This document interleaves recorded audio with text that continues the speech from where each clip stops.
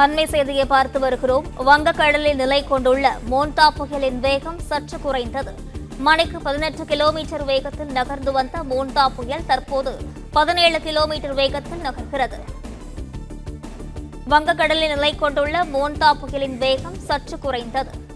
மணிக்கு 18 கிலோமீட்டர் வேகத்தில் நகர்ந்து வந்த மோன்தா புயல் தற்போது 17 கிலோமீட்டர் வேகத்தில் நகர்கிறது.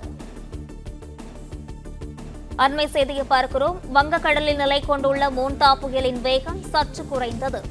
மணிக்கு 18 கிலோமீட்டர் வேகத்தில் நகர்ந்து வந்த மோன்தா புயல் தற்போது 17 கிலோமீட்டர் வேகத்தில் நகர்கிறது.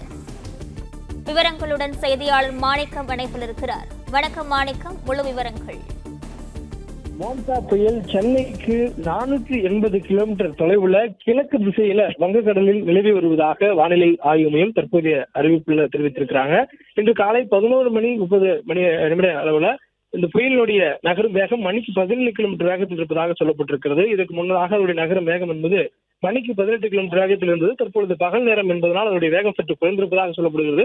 காலை 11:30 அளவுல அதனுடைய நகரும் வேகம் மணிக்கு 17 கிலோமீட்டர் வேகத்துல வடமேற்கு திசையில் நகர்ந்து சென்னைக்கு 480 கிலோமீட்டர் தொலைவுல கிழக்கு திசையில் வங்கக்கடல் நிலை கொண்டிருப்பதாக சொல்லப்பட்டிருக்கிறது.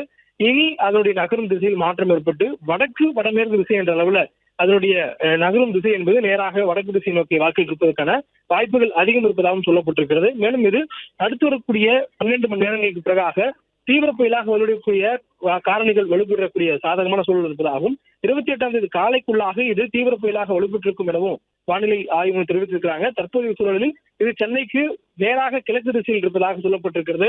இதனால் இதற்கு அடுத்தபடியாக இதனுடைய நகரும் திசை நகர்ந்து செல்லக்கூடிய திசை என்பது வடமேற்கு திசையில் இருப்பதனால அடுத்து வரக்கூடிய நேரங்களில் இதனுடைய நகர்ந்ததுக்கு பிறகு சென்னையிலிருந்து தற்போதைய சூழலில் கிழக்கு தென்கிழக்கு திசையில் இருந்தது.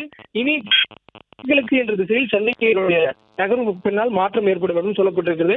இதனைத் தொடர்ந்து இன்று மாலை நேரத்திலிருந்து சென்னை, திருவள்ளூர் உள்ளிட்ட மாவட்டங்களில் மழை சற்று வலுத்து பெய்வதற்கான வாய்ப்புகள் அதிகம் இருப்பதாகவும் சொல்லப்பட்டிருக்கிறது. பிளே ஸ்டோர் மற்றும் ஆப் ஸ்டோரில் இருந்து பாலிமர் செயலியை QR கோடு மூலம் பதிவிறக்கம் செய்யுங்கள். செய்திகளை உடனுக்குடன் பெறுங்கள்.